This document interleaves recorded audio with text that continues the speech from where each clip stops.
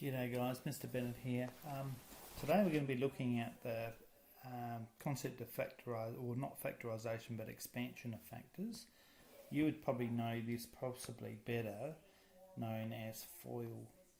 Okay, now why do we need to do this?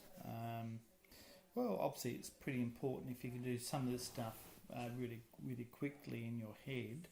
The idea of expanding factors is in fact the opposite of FOIL. So it's part of the process of actually understanding how these factors go together. So it just makes it a bit easier for you. So let's just do it quickly. Alright, so obviously FOIL first terms, x times x is going to give me x squared. The outside terms is going to give me x times by 5, which will be minus 5x. X times by 2 is going to be plus 2x. And then 2 times minus 5 is going to be minus 10. And then the next line, you simply put these two factors here together, and that will give you x squared, take 3x, take 10. Now it's important when you're thinking about going back from this back to that you actually understand this process. Right, the next one here, when we start looking at b, right, again the same process, we're just going to do this. We go 3x times by x is going to be 3x squared. 3x times by negative 2 is going to be negative 6x. 4 times by x is going to be plus 4x. Can't write 4. And then 4 times by negative 2 is negative 8.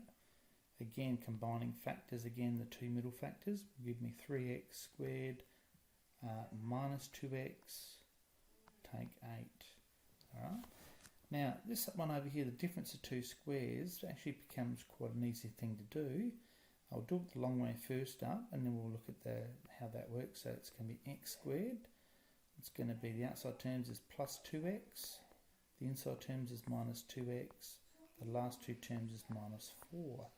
Now these two terms always cancel each other out, so I'm going to be left with x squared take 4. Now the secret there is, obviously, when you start doing that, if you can recognise that as a difference of two squares, then you can go straight to the answer. So if I do another example here is x plus 4, x take 4, then I can just say that's x squared take 16. Pretty quick, isn't it? So if I go something like x take root 3, x plus root 3, all I'm going to do is square that term, so it's going to be x squared, then it's going to be simply take 3. Alright, so you're hopefully getting an idea about how we're setting that out. Now the only other one that you probably see and you've seen in the past is the perfect square, and that would be something like this. Okay, so we have something like x plus 5 squared, which means simply x plus 5, x plus 5.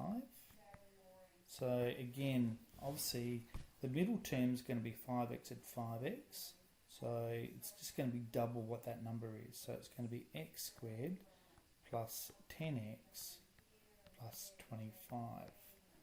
Right? So you get the idea, the middle term is going to be double what that particular number is going to be. If I had something like x take 6 squared, then that's going to become equal to, I'll do it down to here, that's going to be x squared, take 2 lots of 6, that's going to be minus 12x, and then minus 6 times minus 6 is going to give you plus 36. Alright, so hopefully you've done these in the past. Now the bottom line is I just want you to spend a very short period of time going through these activities. Now don't want to get you too confused or too worried about them. I'm sure it's something you could do if you have to, but obviously it's going to help us when we start going backwards from the FOIL back to the factorisation. That will make life a little bit easier for us. The questions that you need to work through are in exercise 1B at this stage. Alright, so have a go at those questions and make sure you catch up with a teacher if you need some help.